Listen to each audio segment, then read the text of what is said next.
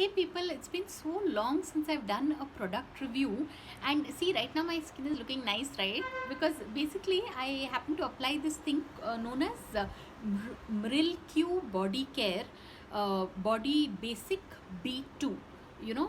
It has apparently 13 ingredients in it, right from barley, jawar, lime rind, 13 ingredients, yeah, ginger, tulsi, neem, mint, carrot, urad, corn, all in this little bottle. And it's just 347 bucks, which is not much considering some of the other products. 367 bucks.